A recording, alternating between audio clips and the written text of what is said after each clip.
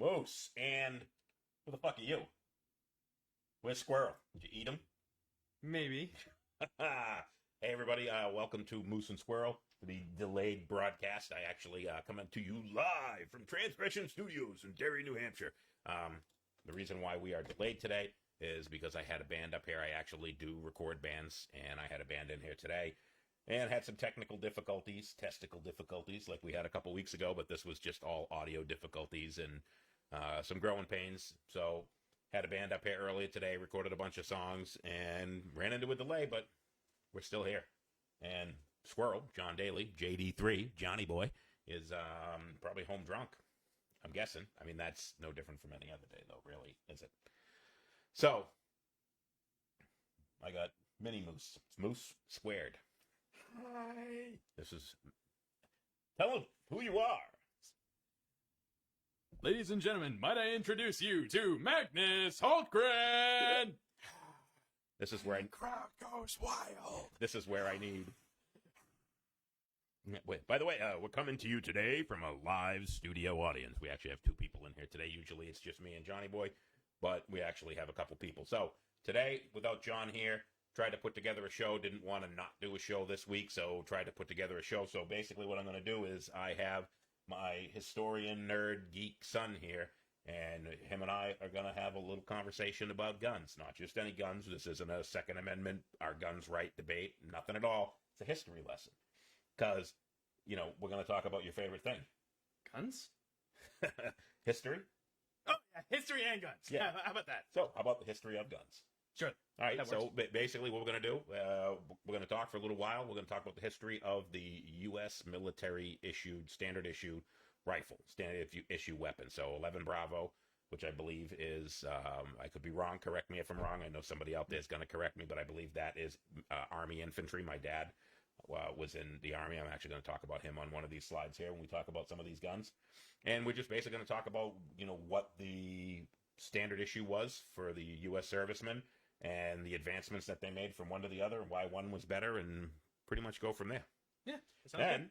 Then special guest number 2, yeah, because he's number 2. Yeah. Yeah. We got Michael Muise here. So Mike and I are going to, after me and Magnus are going through your history lesson, there will be a test at the end, so take notes.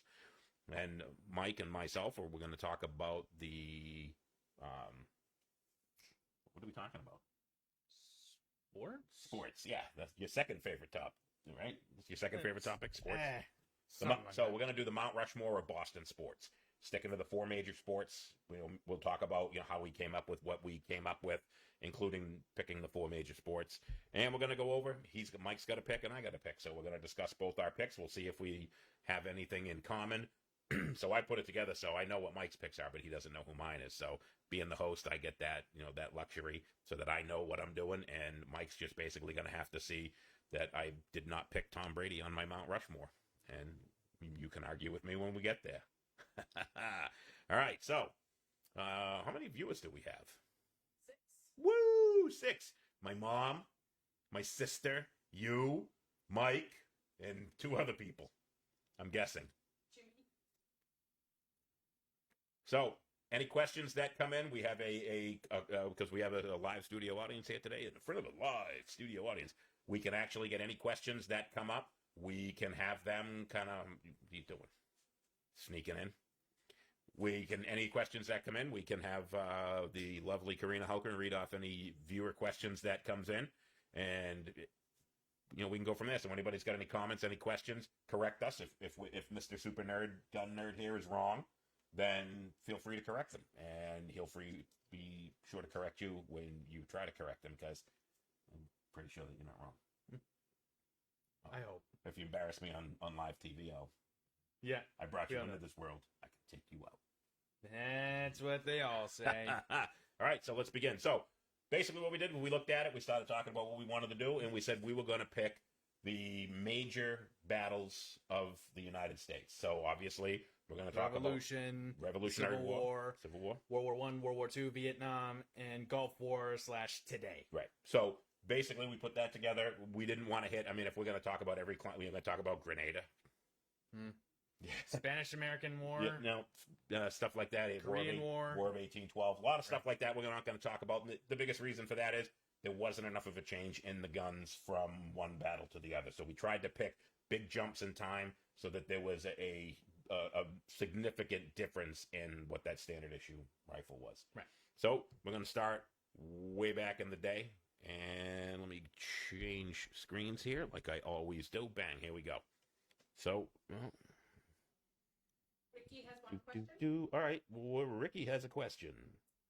Favorite gun from history, and tell me about it. All right. Maybe that's towards the end, or... All right. So let's make sure that I get this thing. Come on. There we go. All right. So you want to do that question now, or do you want to wait until we get there? We'll cross that bridge when we get there. I'm going to do mine right now. My favorite gun is the next one that I buy. That's one way to put it. So yours, and you know what? If I had known that we were going to get this question, I would have brought it out here because I know what your favorite gun is because you own it. Yeah. It's a Mosin Nagant. Ding! What do we have for him, Johnny? Right? That's your favorite gun? One of my favorites. Right, so it's at least your favorite that you own. Yep. I mean, it's definitely my top 10. Yes. So, and a lot of it is I've had a chance to fire a bunch of guns because I'm older than him. So I've had a chance to fire a full auto. I fired an MP5 years ago. But a lot of the opportunity that you haven't had to fire a lot of guns. So, we were over at my cousin Jimmy's house. He's got that firing range out in his backyard. So we got to shoot a bunch of different guns, but you haven't really seen a whole lot. I mean, seeing it on TV, I want? I want a bazooka. I think that would be my favorite gun, but I've never shot one. They look cool on TV, and I can tell you right now, if you've ever shot a gun in real life and you see what it's like on TV, it's not even close. So my favorite gun that I've ever shot would probably be the AR that I just purchased. And I don't even remember who it is that manufactured it. It's made in Hooksett. Like RTD or something like that? RTD, RTG, something like that. Elemental P, 3 letters. Yep. Just bought it. Got it. Fairly inexpensive. Love it. Great rifle. Love shooting your Mosin as well. Yep.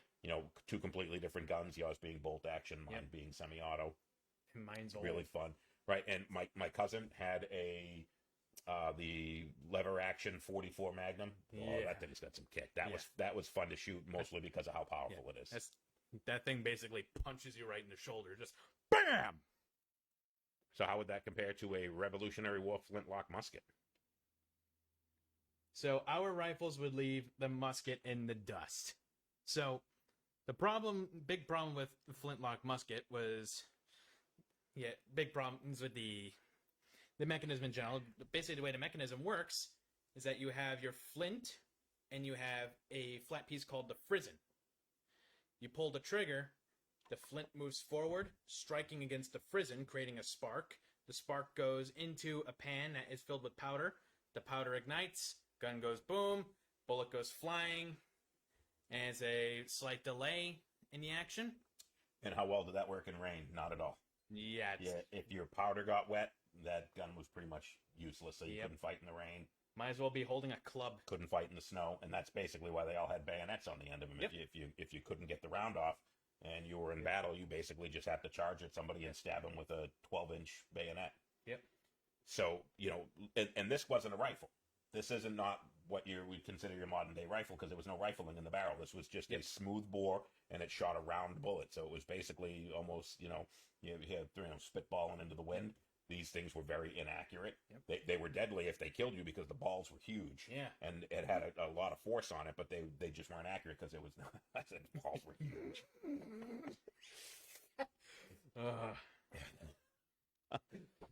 But they weren't accurate. So you had a hard time hitting anybody with it. And this was also back when it was the gentleman's war where you literally lined up. Stand in a line to the point where you look like a box in a bird's eye view. Ready, aim, fire. Mike, I need that lighter again, please. Load. Yep, right. Put your powder in. So you basically, with this rifle, with how long it took you to reload it and how inaccurate it was, thank you, sir, you were pretty much a sitting duck for probably a minute or two after you shot your round while everyone else was shooting at you, and nobody was accurate. So these guns sucked. And we had no advantages over the British, right? Because the British used the same exact gun as us, so it was basically spitball versus spitball. At first, we used the same musket as the British, Because with British muskets, they had a smooth bore. Basically, it is basically just like a pipe. And the Americans ended up putting in spiral grooves into the barrel called rifling, which is how the rifle gets its name.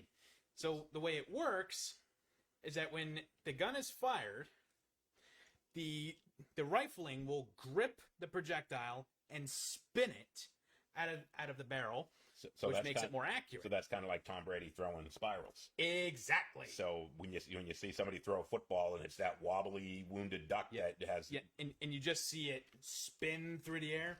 so it's the spiral. So Same principle. The rifle, when you see a quarterback throw a pass that's got a tight spiral on it, they're usually a lot more accurate with it. They hit their target. When you get the one there, that wounded duck, that Tony Eason throw, where the thing wobbles all around and doesn't have a tight spiral, it doesn't go where it's supposed to go. Right. And it's also, so not only is it is not as accurate, it's because it's got a lot more drag on the bullet. It's not as violent of an impact when it hits if it hits its target, because there's so much drag on the bullet that it slows it down. So the spiral makes it go faster and more accurate. So it was a two-punch that we were better than the British, but we still had the issues of not firing when it's wet, and it still took forever to reload because this was a single shot. You had to put that gun down, and you've seen in the old war movies where they take the ramrod out. Ramrod. You put your powder in, you put your ball, ram it down the barrel. Then you open up the frizzen, put your powder in the pan, close the frizzen, got the gun, ready, aim, fire. Don't shoot till you see the whites in his eyes. Exactly. So, shitty gun. Yeah. Terrible. Civil War. Moved far enough on, and that's when we changed from the flintlock musket to the percussion cap. Looks like the same rifle to me when I look at it. Looks pretty much the same. Similar. But there's definitely an improvement over the flintlock. What was the improvement? What made this a better rifle? And was this still a rifle, or was it a musket? Did these all? I mean, you said that the Americans in the Revolutionary War had some rifling in their barrels. Mm-hmm. Did they use that in the percussion cap musket, or was it still pretty much the same thing? I've heard them called. Yeah, I've heard the term rifle and musket be used interchangeably when referring to a rifle such as this. So you could say that this could be a percussion cap rifle, right, or a percussion cap musket, and because there was so much similarities, there may have been some models that were smooth bore and some that had rifling, and it was probably just more expensive to have the rifling. So you had to give up 2 chickens instead of 1 to get one. Yeah. So all right, so obviously you could use this in wet weather. You didn't have to worry because the powder's not exposed, so it doesn't get wet. What else was better about this rifle? It was slightly faster since it used a revolutionary new piece of ammunition. It was a piece called the Percussion Cap, which it's basically like the caps that you put in your cap gun. But a little bit more powerful. Right. And also the reaction when you pull the trigger is more instantaneous. Because when you pull the trigger on a flintlock rifle, you get something like instead of just a bang. Right, so you've seen in the movies when they fire them, you get the big flare up from the gun. That is a musket, not a percussion cap. The percussion cap was just you put it on there, cocked it back, pulled the trigger, and bang. So there was no big flash of powder like there was with a. And that way, all the expelled gases are just going out the front. You said expelled gases. Yeah. Kind of like my expelled gases. I'll go out the rear. Yeah. So. Better rifle, but so still not a true rifle because there was no cartridge. This was still shooting balls, correct? Balls. Well, I mean, they loaded their rifles or muskets, whatever the heck you want to call them, with something called a paper cartridge. Now, it's basically like, now you don't put the whole thing into the musket and then load it and then shoot all hunky dory. No. Yeah, it's basically just like a prepackaged bullet. You open it up, you pour your powder in, and then you take the projectile, which actually at this time, instead of it being a ball, it's more of a cone shape. Now that was called a mini ball. It's a French invention. Yeah, French mini balls. What a surprise. Mignet. Croissant. Oui, baguette, il fait le tower. You know, if your grandmother's watching, she's pissed at you for making fun of French people, right? Hi, Mom. Is Mom watching? Don't know. Do we have any other questions? Anybody else come up yet? No. Nobody with any other questions? Nope. All right, so better gun. Still kind of crappy, though. Yeah. And then, dun, dun, dun, World War One. We're actually starting to see the bullet. Oh, yeah. So now, when I look at these two rifles, and I think when most people would look at them, they would say, it's fucking same rifle. Look at it. It's, you know, one's a 1903 Springfield, one's a 1917 Enfield. Other than being a different manufacturer, this was a true rifle. Mm-hmm. These all had rifling, and these all had a cartridge. They all had a bullet as you would know it today, with the brass cartridge with the bullet in the end, with the primer and the gunpowder all inside the cartridge. You loaded it in, but these weren't semi-auto. They weren't full auto. They still were weren't bolt machine action. guns. Right, so this was a bolt action where you had to, one round, bang, like a hunting rifle, where you had to put one in. So you can imagine being in World War One, and you still don't have semi-automatic rifles. They weren't around. It was still bolt action. This was still the go-to, where you had to manually load a round in the chamber. However, these, you could put multiple rounds in the gun. Yes. So you didn't have to open it up and put another bullet in like you would have to with either of the guns that preceded it. You had to put a bullet in it every time you wanted to fire it. This, you could put multiple bullets in. Right. And what type of bullet did this shoot? Well, it took a 30-06 cartridge, which if you were to look at that in writing, it looks like .30-06. 30-06. And that round is still used today.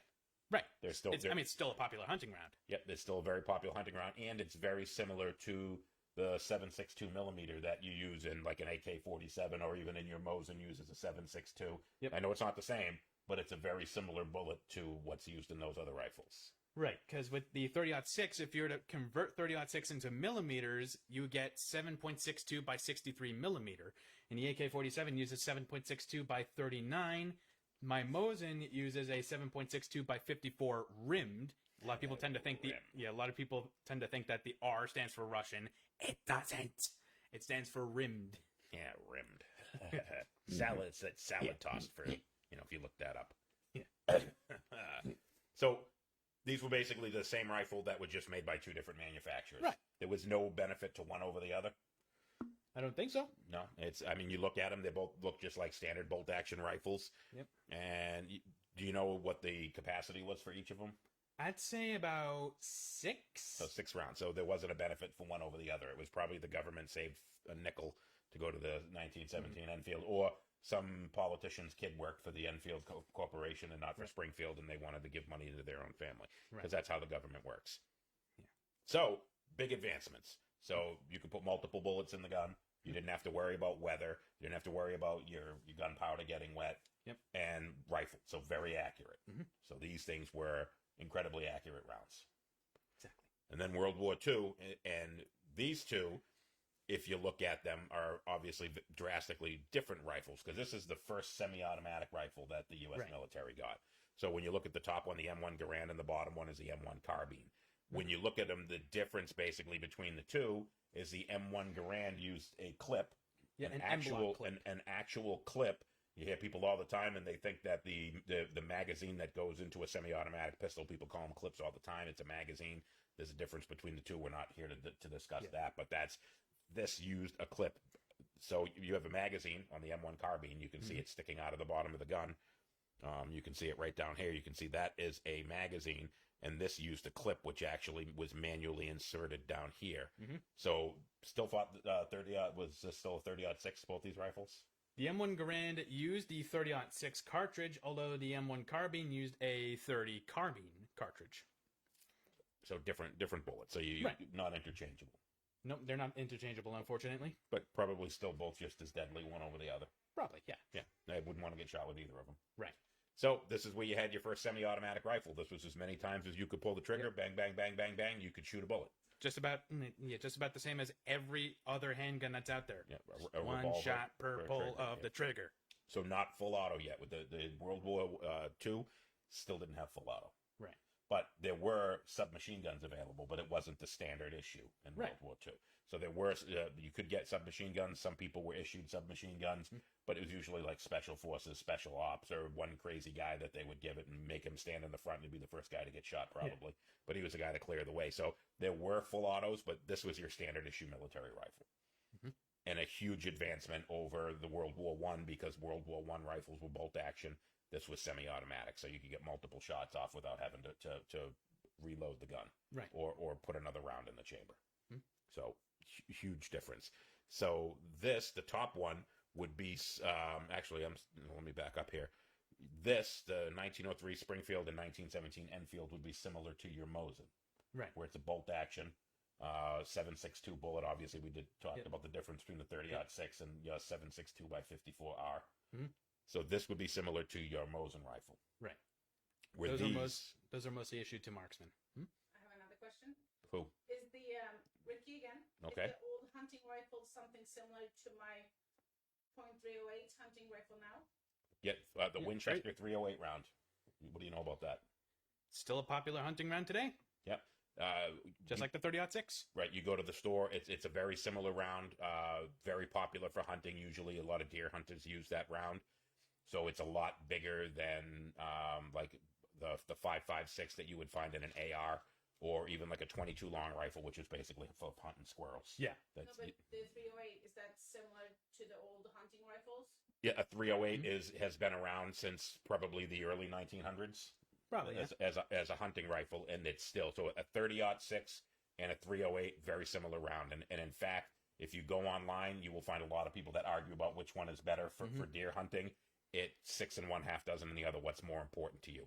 The round, the projectile itself is about the same. I don't remember which is which, but one of them they say is better for longer distance, is more accurate for longer distance, but the other one's got a little bit better stopping power. It's negligible on both. So it's really almost an identical round to a 30-06, which is what is in these rifles here. So very similar, yes. So, Vietnam. Vietnam. So this is, this one here is a little near and dear to my heart because my father did 2 tours in Vietnam. And I had conversations with him about when he was in there, specifically about his rifle. And he said, I loved my M14. And I said, well, I thought in Vietnam they had M16s. And he said, they had both. Near the end of the war, they started introducing the M16, and nobody wanted it because it looked like it was plastic. I mean, it even got the nickname of the Metal Gun. Yeah, Metal toy maker.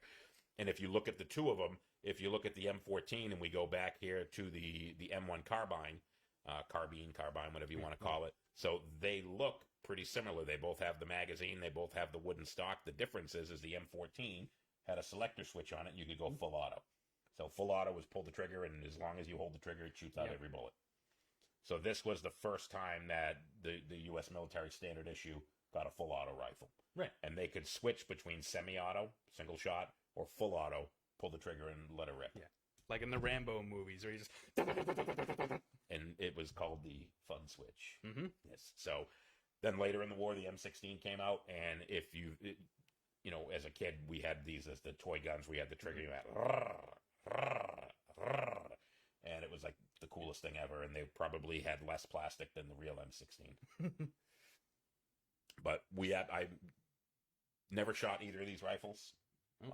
Haven't had the chance to shoot either of them. But when my dad was in, he said, they offered some of the guys in his group the M16, and they didn't want it because it looked like a toy. I mean, it was literally made of plastic. And initially, the first ones had tons of problems with them. So there's a couple different iterations of the guns because they had so many quality issues with them when they first came out. Yeah, a lot of reliability issues. They didn't like the fact that it was too lightweight to the point where it felt like a toy. It's like, hey, you want a new gun? All right, here you go. It's a Nerf gun. Yeah. And these also use different ammunition. Yep.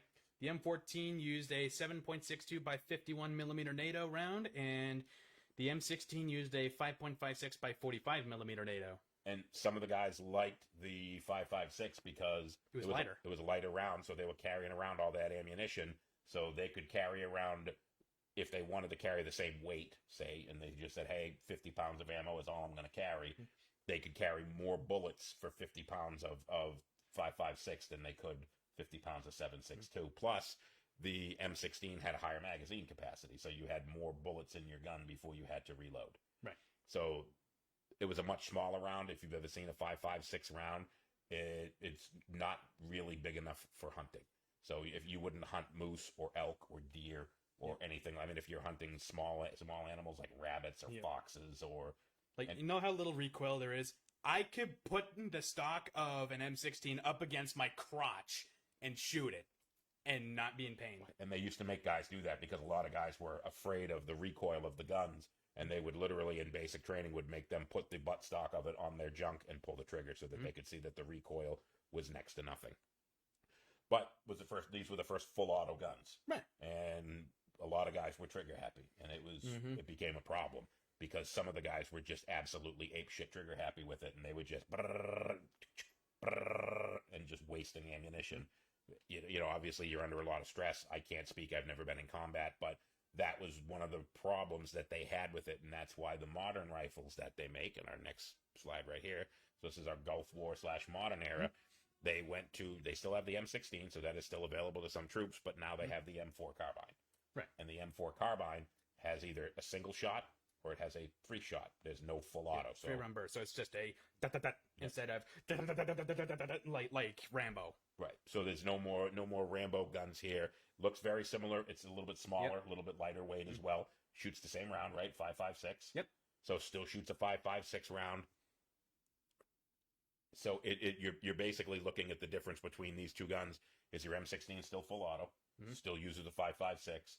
The M4 carbine still uses a 5.56, but no longer full auto. I mean, there are some variants that still have fully automatic, like the M4A1, but those are mostly for like the cool guys, you know, the Navy SEALs, Special Forces. Yeah, Special Forces.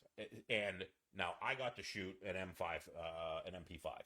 Submachine gun. Yeah, and that was the first full auto gun that I had, and that I believe it's at one point was what the Navy SEALs were carrying was the MP5, and that had a lot of Special Forces use the MP5, and that had single shot, 3-round burst or full auto. And let me tell you, if you go into the range and you want to shoot it, you get a 30-round magazine that you have to load those bullets in, and it takes you probably 3 minutes because your thumb gets tired putting those in one at a time. And then it takes about 8 seconds to shoot those 30 bullets, and then you have to spend 2.5 minutes loading it back up again. Not very fun. I fired 2 magazines through it, and I couldn't be bothered to load a third because it took so long to load. Just a boring gun to shoot from that. It was great to be able to just go blah, but it was like literally like 6-7 seconds to shoot the 30 rounds, and then I was just like, fuck, that's it? Yep. It's like disappointment. Yeah. But it's not a standard military issue. Right. So, you had time to think. We talked a little bit about it. We had the question earlier. What's your favorite gun? So let me ask you this. I'll change it a little bit. What's the next gun that you want to buy? What's the next thing that you're looking for? And it doesn't have to be a rifle. Could be anything. Could be a handgun. Could be a rifle. Could be pump action shotgun. Anything. If right now, if the gun fairy walked in here and said, "I got the magic fairy dust and I'm going to sprinkle it across the table, and your favorite gun is going to appear," what would it be? That is a very, very difficult question. All right, well, you're thinking. I'm going to tell you what mine would be. All right. Right ahead. Mine would be the Ganelli. Benelli. It's not Ganelli. It's not Guinea. Ganelli. Nope, Benelli. Benelli. Oh, Benelli. All right, I thought it was Ganelli. I know it's an Italian gun, so I figured it was Ganelli. That's a joke, by the way. That's a Guinea joke. Yep. I would. Yeah. Is this some kind of joke that I'm too un-Italian to understand? Yes, exactly. That's why Mike's over there giving me the hairy eyeball. But I would love that. That is a that's a semi-automatic shotgun. Most shotguns, when you see them, it's a pump action shotgun. Or I've seen some bolt action shotguns when we were at Shooter's Outpost. We saw some. We were at Pawtuckaway Trading Post, a place that you're going to be working at really soon. They had, and I had never seen one before, and I'm like, dude, have you ever seen a bolt action shotgun? I mean, I've heard of some. I didn't even know that they made them. Anyone that I had ever seen was either a lever action or a pump action. You know, you see Schwarzenegger in all the Terminator movies, and that's typically what he used. He used a Winchester Model 1887. Yeah, and there were some Mike's over here telling me, he's like, you know, the single break rifles where you see them a lot of times when guys are skeet shooting, where the rifle breaks down like this. It's typically a double barrel, and you would have the 2 rounds that you have to manually pull out and stick the 2 rounds in. A lot of bird hunters use those. Or a lot of skeet shooters. It's usually target shooting or bird hunting for that type of rifle. but I want the holy shit rifle, and I want that Benelli M4, which I believe you can put up to 8 rounds in there, and just 1, 2, 3, 4, 5, 6, 7, 8 as fast as you can pull the trigger. Holy shit! So I'd say you've had time to think. Yeah, I'd say for going with shotguns, both pump action and semi-automatic both have their pros and cons. So I'll put the two together, and I'd go with the Franchi Spas 12, another Italian shotgun. Forget about it. Yeah. So what's so special about that? You said it's... There's a switch on the bottom of the foregrip, like the part that you actually pump, and it lets you switch to semi-auto. Nice. I mean, if you were to pull up a picture of the Spas 12, you'd immediately know what I'm talking about. It's in a lot of movies and video games. Yeah, it's probably in John Wick. Yeah, could have been. They have all the cool guns in John Wick. Yeah. I think that's half what makes those movies cool, because I really don't like the movies. I just like watching the guns that he uses. Yep. So, that's I think that's all we're talking about here. I think we're moving on to a little bit more kind of history. Magnus, appreciate you coming on the show. We'll definitely have you back on again. And go clean your room. All right. All right. Hey, now. Speaking of guineas. Oh, gee. Apparently anybody can be a co-host here. Thanks for having me on, man. Thanks for coming, brother. Appreciate it. Thank you very much. Really do. You brought a Guinness and didn't bring one for me. You I'm sorry. One-way son of a everybody, bitch. hold the phone. No. I got the wife here. She'll go get me a. She will get me a beer. Our own personal beer deliverer. Yes. So, me and Mike, we talked about what we wanted to talk about. I figured I'd get about a half an hour or so on Magnus and get a little bit of history lesson here for everybody, including myself. I learned a lot. I went and I asked him. I said, "Tell me what guns to put up there." And I went and I picked up all the guns, but he knew more about them than I did, and very, very knowledgeable, extremely knowledgeable. He actually is very impressive with the knowledge that he has for the age that he is. It's just amazing that he knows every era of every war, what rifle, what machine gun, what weapons were used, all the way down to a basic bayonet. And it's crazy because he'll even tell you what troop transports they use. And that's crazy as well. He knows what tanks, what vehicles, whether they were amphibious. It doesn't matter. He just knows everything right down to the letter number, everything. Right. It's absolutely astounding, his knowledge. And it's crazy because he was a history buff before he was a military buff. Which a lot of kids don't like. They don't like their history, but it just, like I said, blows my mind that he knows the history that he knows. And now here's one of the weird things about that. One of the reasons what kind of got him into the military and the history and being so up on the wars is he shares a birthday with a very infamous leader of a country. April 20th, that would be Adolf Hitler. And when he found out that he shared a birthday with Adolf Hitler, they were both born on April 20th, he went in and learned everything that he could about him. So that's what all the Minecraft posters are on the wall? Not Jesus, quite. I mean, come on. No, so he definitely, and he went in and he started learning about that, and that's just when he in the beginning, it was just World War II. He knew everything there was to know about World War II, and then he went World War One. Which would be one of the biggest, most famous wars of all, I mean, besides Vietnam, obviously. Yeah, and he just kept going and going and going, and now, like you said, all the way up to modern era rifles, all the way back. We were at Shooter's Outpost, and the four or five guys that were working at Shooter's Outpost, Magnus is walking down the wall, and he's like, "This is a Carcana, this is a Mosin, this is a this, and he's going up and down, and one of the kids These grabbed guys his phone. must have been like... These are professionals that have been working at Shooter's Outpost for right, years. and these are adults, and, this is basically a child, but a bigger child. Kid. Yep. And I watched the kid pick up his phone, and he started Googling stuff that Magnus was saying, and the kid goes... And I looked at him, and I went, "He's right." And he goes, "Yeah, he is." It's kind of funny how Magnus wasn't walking around with a phone Googling shit. He just knows everything right at the drop of a hat. Just like rolls right off his tongue like it's just repetitious of everyday, living. Yep. And now you get a chance. That's what you have to follow here. And, we're talking the history of U.S. presidents.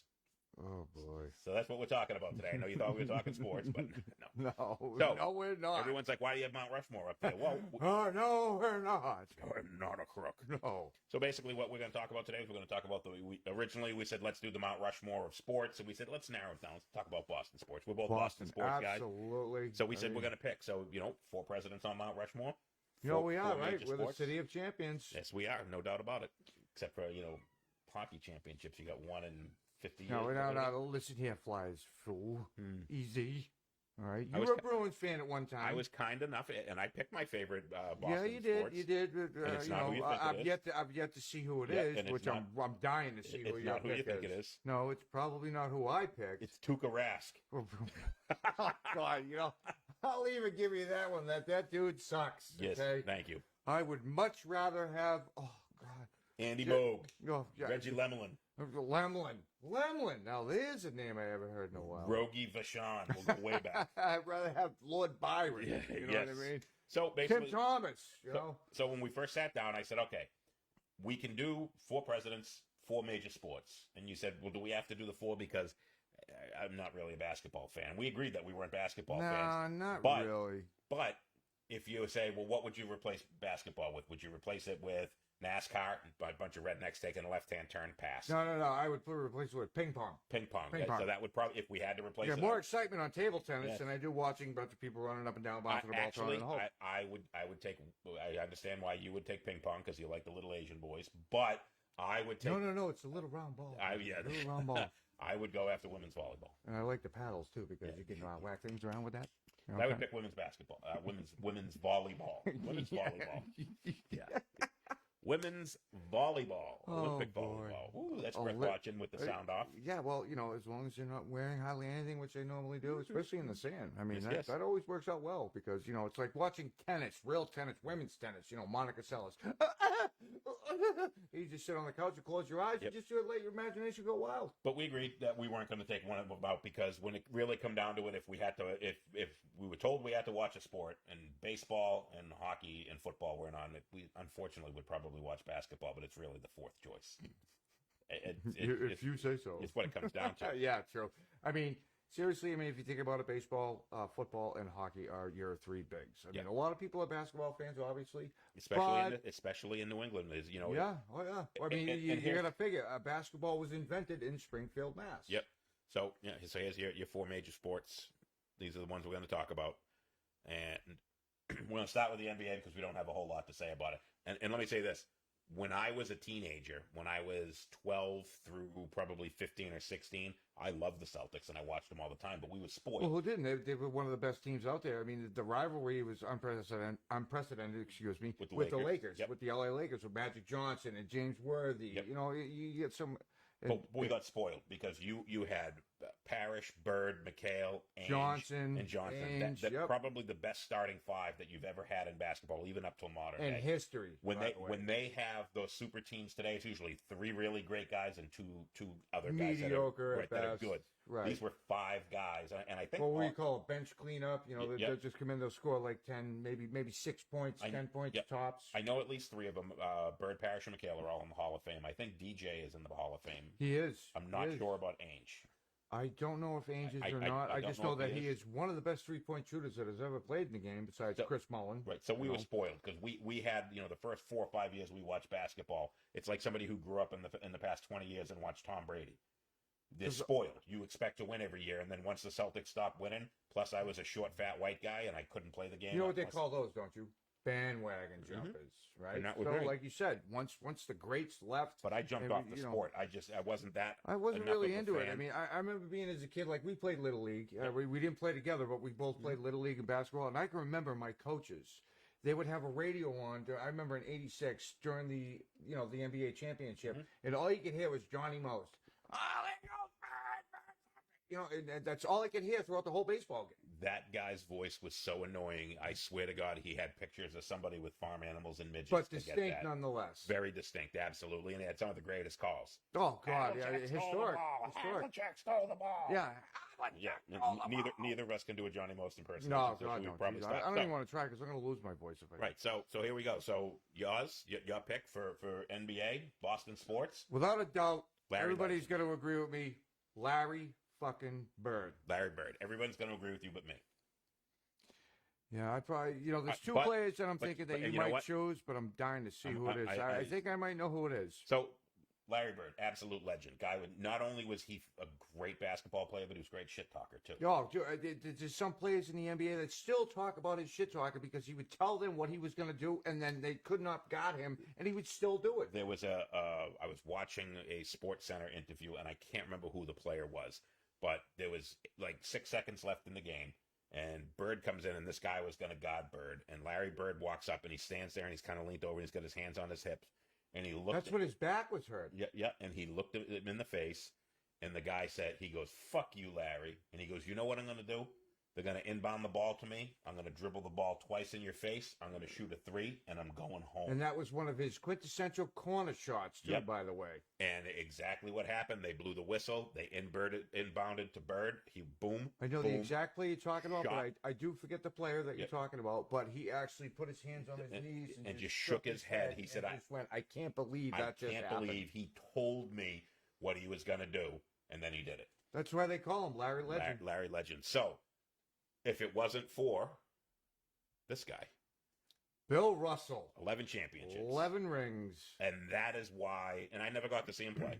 You know, he was neither one of us were retired before. Unfortunately, we're not able. And it was 11 championships in 13 years. Yeah, something like that. Something ridiculous. And I know one of the 13 years he was injured and didn't play, and they didn't win the championship that year. So it was really, if you take out the season that he was injured, he won 11 in 12 years.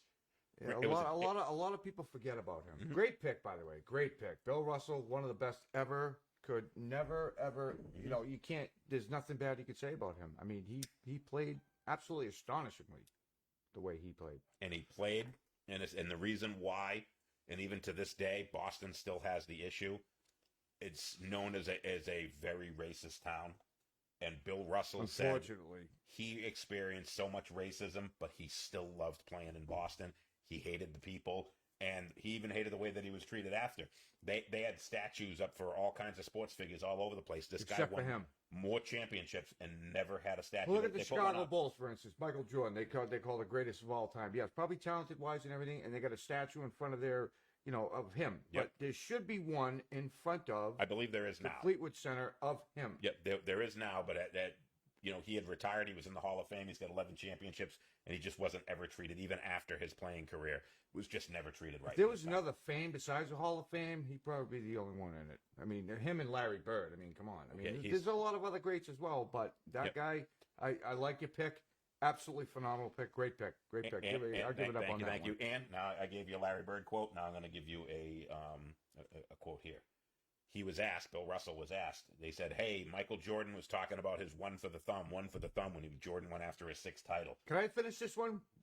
I'll start. I will start it, and you'll finish it. And they said, Larry Bird, Michael Jordan. Yeah, the other guy there. There you go. I know shit about basketball.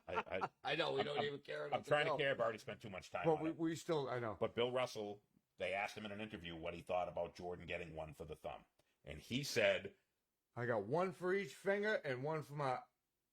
And that was just an absolutely classic line. He's like, tell him I got one for each finger and one for my. Perfect. Great line. Love him. Great. Can't argue with that one. That would be my pick. I like the pick. And you got to like my pick, too. I mean, Larry Legend and Bill Russell, the legend of all time with the most championships ever for a basketball player. And you know what? When I originally put it up, I was going to put up both guys. I was going to say Larry Bird because I got to see Bird play, and I saw his greatness. But just from what I heard about and what I've seen and what I've read about, I would put Bill Russell over him because 11 championships. Absolutely. You can't beat it. Absolutely. So next, Major League Baseball. All right, my pick. Your pick for Major League Baseball. For the Boston Red Sox, I mean, there's so many that I could choose from, position players or whatever, hitters, home run hitters. I've got to go with a pitcher, and probably one of the best I'll ever see. He didn't have a huge career, but Pedro Martinez, without a doubt, one of the best off-speed pitchers I've ever seen throw a ball. And he had not only a 96 to 98 mile an hour fastball, but he can mix it up with his curve, his off-speed pitch. He used to tell hitters what he was going to throw, and they still couldn't touch him. Yep. His 1999 season was one of the best by a pitcher ever in the history of baseball. Is that the 22-3 season? Yep. 22-3. Yeah, and with an ERA of 2.14. So there was he had 2 seasons back to back. He had a 1.93. Yeah, he had the lowest ERA ever, and it's a record, by the way. Right, and it was 2 years, and it was just he was almost unhittable. And a lot of the games that he lost were like 2-1, 1-0, 3-2. And what surprises me the most, he does not have a no hitter or a perfect game under his belt. Nope. Nope. Can you imagine that? Yep, and he never even came close. I don't Yeah, even people remember. like Clay Buchholz, Derek Lowe, Hideki, these guys have no hitters and perfect games under their belt, he but never- one of the most prolific. And he never even came close. Nope. He was never that guy that was into the 8th or 9th. I mean, I remember seeing Kurt Schilling have like 2 or 3 where he had no hitters into the 9th inning, and Kurt Schilling wasn't a shell of who Pedro Martinez At least it was. wasn't a Bill Buckner under the knees, Yeah. fucking one-hit fucking wonder under the '86 World Series against the Mets. Jesus So, Christ! and once again, I'm going to pick against you. Really? Yes, I'm going to pick against you. I Let me guess. You're gonna throw up what? Roger Clemens? No, Dewey? nope. Oh, nope. I know who you're gonna pick. I have a strong feeling I know who you got. Share the same name. Jim Rice. Big Jim Ed. Bing, bing, bing, bing. And what a great photo that is. Yep. That was the day that child got hit in the head with a foul ball. And I've never seen anybody move so fast out of a dugout and jump in the stands Yep. to rescue a child. Climbed right in the stands, picked the kid up, took him to the medical personnel so the kid could get Unbelievable. treated. Unbelievable. I actually still watch that. I remember growing up, left fielder for the Red Sox. When I first started watching, was Yaz, and he very quickly went to first base, DH. He's understated. I mean, yes, Yastrzemski. Oof. And then, I mean, if you look at it from a Red Sox perspective, they went from Ted Williams playing left, Hall of Fame, to Kyle Yastrzemski playing left, Hall of Fame. Yep. Jim Rice playing left, Hall of Fame. Absolutely. They had almost 100 years of Hall of Fame Nothing left but fielders. straight Hall of Fame left field. You're And- absolutely correct, my friend. And the guy that replaced Jim Rice, Mike Greenwell, when he first started out in his career, probably his first 5 or 6 years, looked like he could have been well on his way. Great power hitter, Yeah, too. and then he just tanked. Cocky. Yeah, and he just, cocky.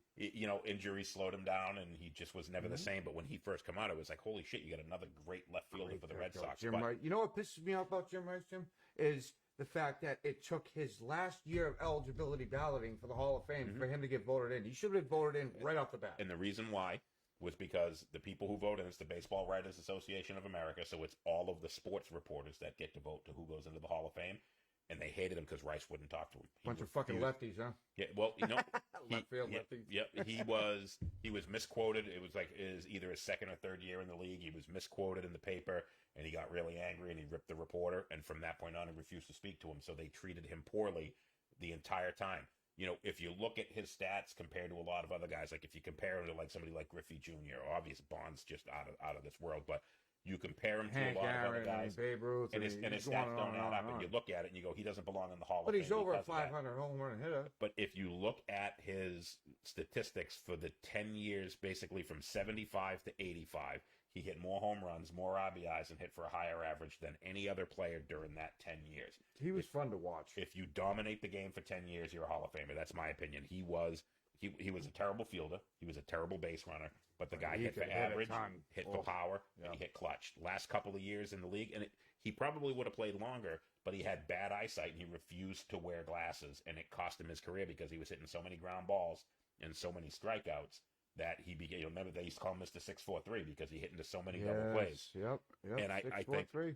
so. His own stubbornness, his arrogance with the media, didn't like him, didn't want them to like him, and that's what made him take as long as it did for him. I don't think it should have took away from his eligibility, though. I understand some players how famous they are and how good they are. They're going to be truculent with the media. Yep. But that shouldn't be held against you.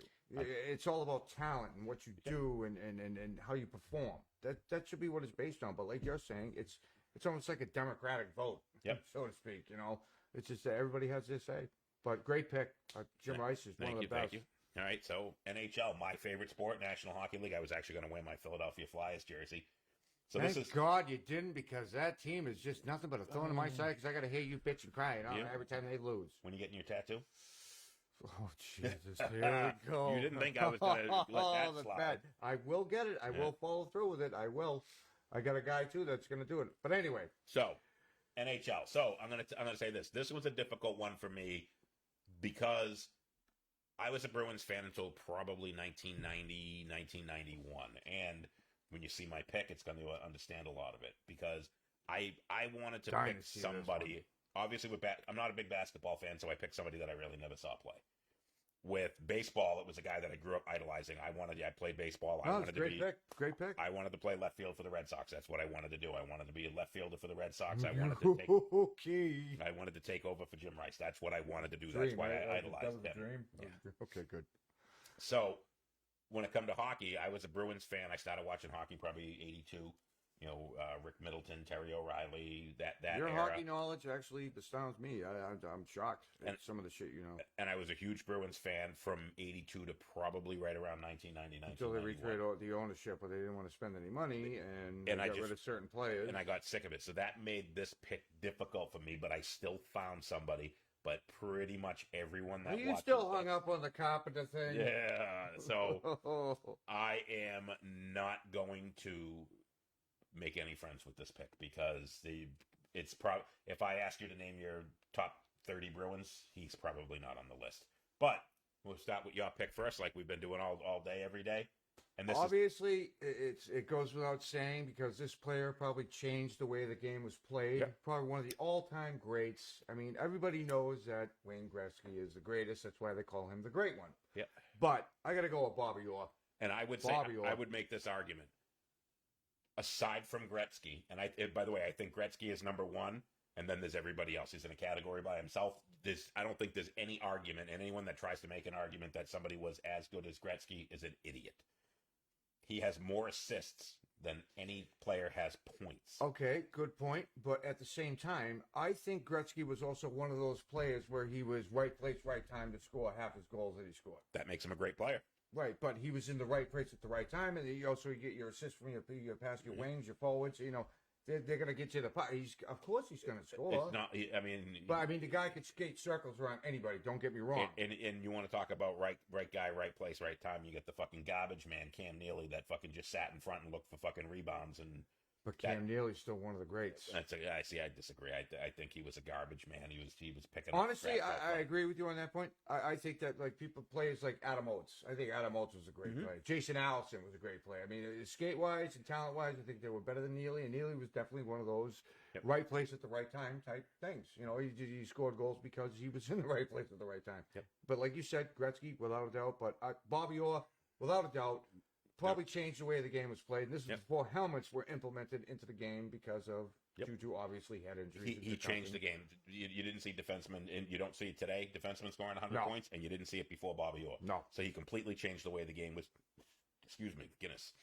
Completely changed the way the game is played. So I would probably say that second greatest hockey player of all time, but he still wasn't my pick because I'm talking about my favorite Bruin. And who was my favorite Bruin? You gotta be fucking shitting me. Jay Miller? Jay Miller. You know what the best part about Jay Miller was? I don't know, his signature? By the way, this isn't. I wish this was my picture. So Jay Miller. Are you fucking kidding why? me? Because in you couldn't pick Tim Thomas? Nope, could not. Lord Byron? Nope, I couldn't pick Tim Thomas because I have to listen to Bruins fans for the next 20 years go, "Yeah, we won a Stanley Cup 10 years ago," and then chased him out of fucking Yeah, but you know town. what? That was probably Tim Thomas's best season. There's no doubt about it, and he was phenomenal that year. And I picked Jay Miller because why did I like Jay? Guy couldn't fucking score. He was a decent skater. He could fight like He was hell. decent defensively. And when the Bruins, and they were really bad through most of his time that he played with the Bruins, I think he was only with the team for like 4 or 5 years. I think it was 5 years. But the Bruins would be losing 5-2 with 2 minutes left in the game. And what did you hear? Jay. Miller! Jay. Oh. Jay. The whole crowd. They didn't care that they were losing 5-2. They wanted Jay Miller to come out on the ice and What was punch the someone channel in the the face. Bruins used to always be on as fam? WSBK TV Boston. WSBK TV38. Yeah, that's Boston. it. TV38 Boston. Dana Hersey was the voice. That's it. That's the one I'm looking for. Dana Hersey. Yeah, he did the voiceovers, but the two guys, it was Fred Cusick and Derek Sanderson. Derek when I first started Sanderson. watching That's it. the one I'm looking And for also. Jay, when the Bruins were losing, they were getting their asses kicked 5-2, 6-2, whether they were losing to. Guaranteed Jay come out on the ice and got in a fight.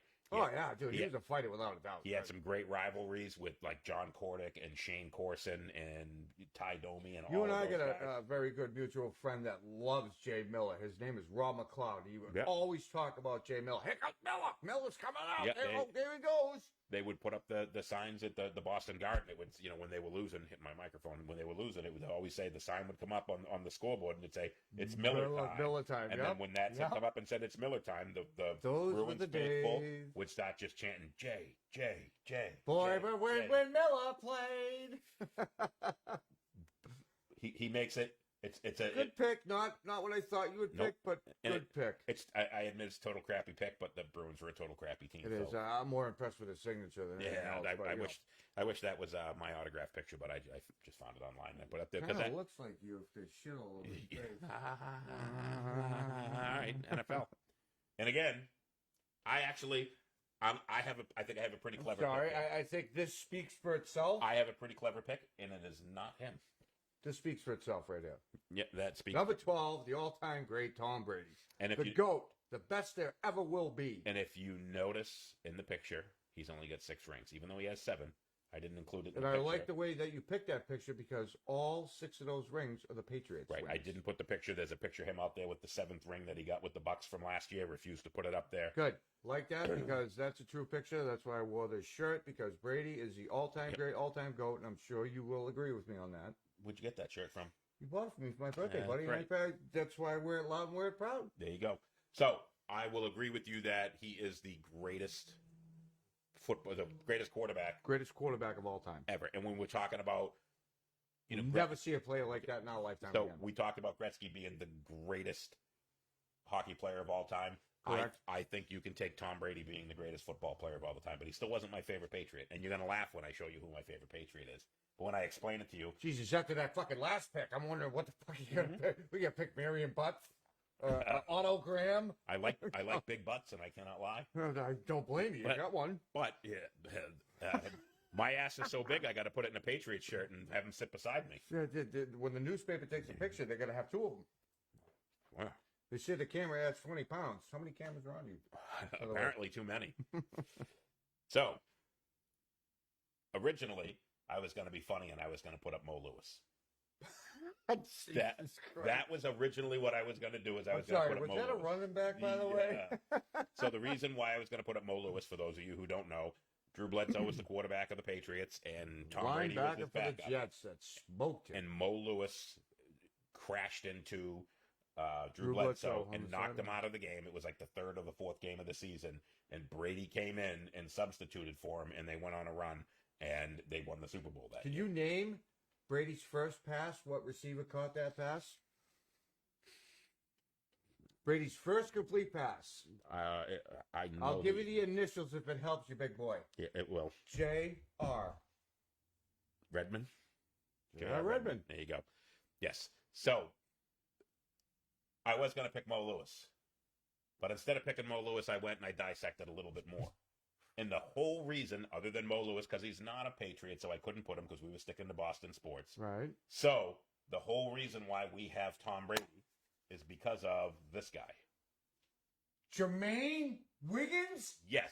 Come on, man. Come on, man. Okay, so the Snow Bowl game, which I believe this picture is from the Snow Bowl The game. AFC Championship against the Raiders. If yes. he doesn't catch that touchdown pass from Tom Brady, they lose the game.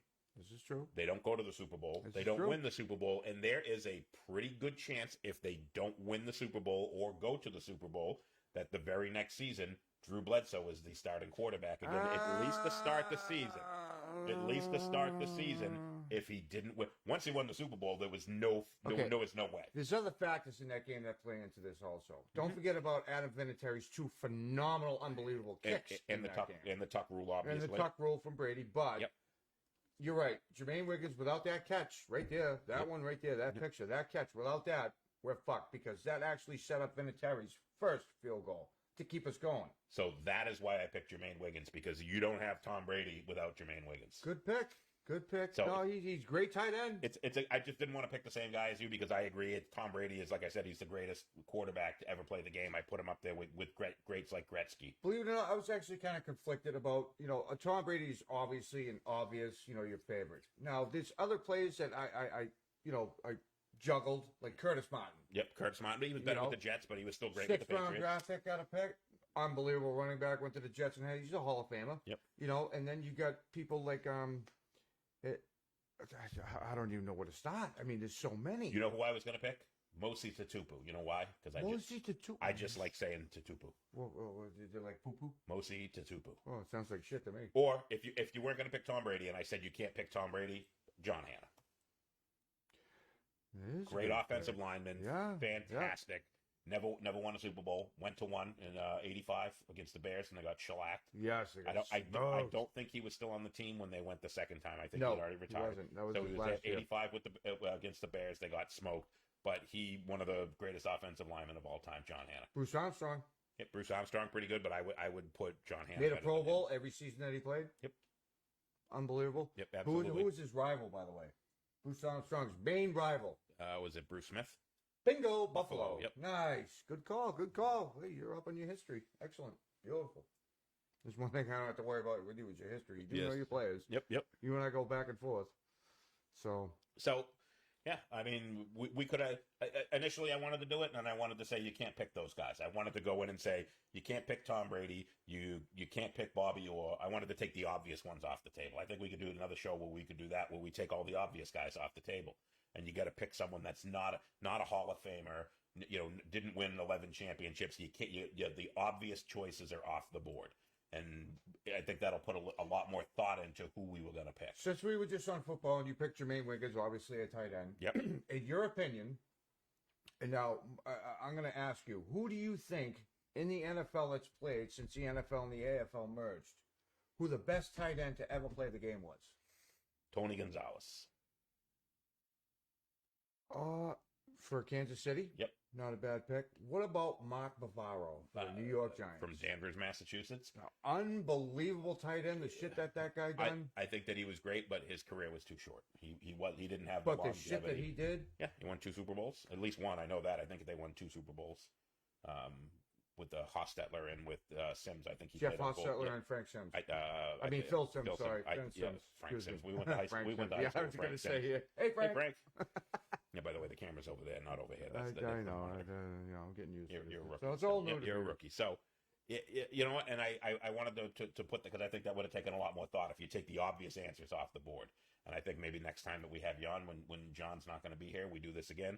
We can go through. I think we should break it down categories like wide receivers, running back, and if we, tight end, and we can do that. But then for each show, you're gonna have to pick one sport because then you're gonna be there all day. If we're gonna pick football and you say who's the best wide receiver, who's the best tight end, who's the best running back, I can tell you who the best quarterback. wide receiver of the game ever has played.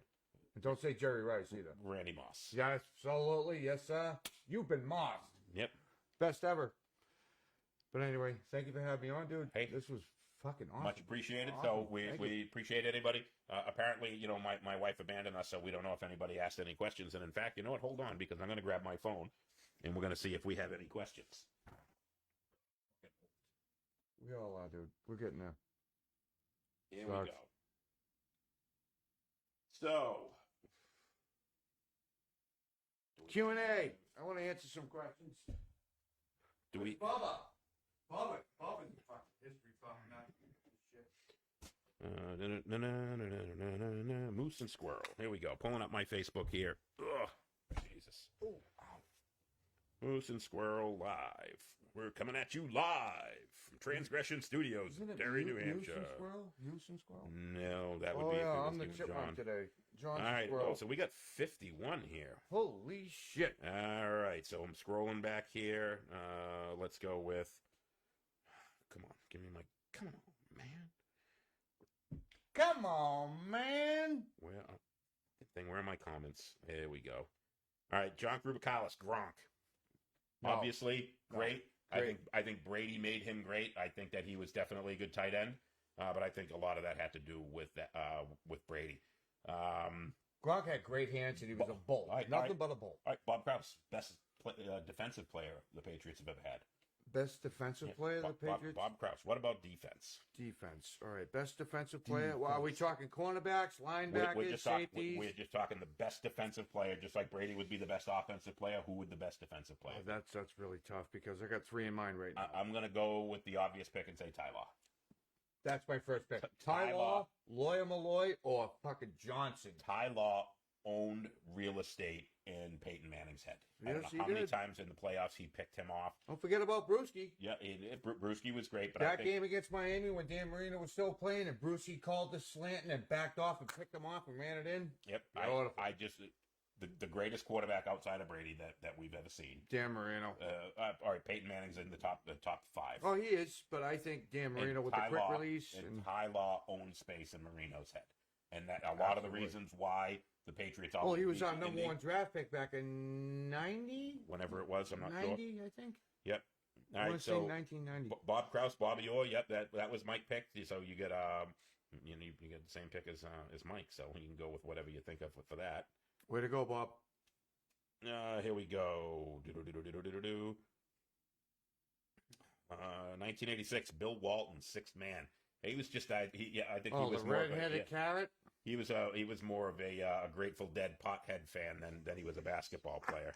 I'm selling peanut butter jelly Yeah, sandwiches John- outside the ring. John Daly, long live Len Bias, died of a crack cocaine overdose right after he was Len drafted. Bias? or Len Bias. Lyndon? Len Bias. Len Bias. He was drafted by the Celtics with his second or third overall draft pick, or maybe even it was the first overall draft Oh, pick. okay, because I was thinking of Randall Lewis there Yeah, for a nope, second. nope. And it was like 1985, and I think it was 85, and he died. It was like 3 days after he got drafted by the Celtics. He died of an overdose.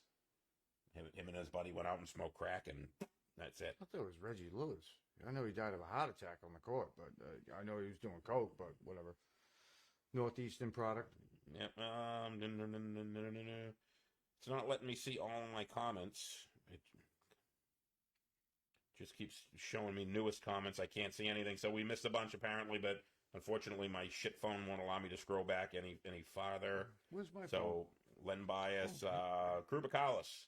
Boston was a hockey town back then. Bill Russell played during a racist area. We talked about that.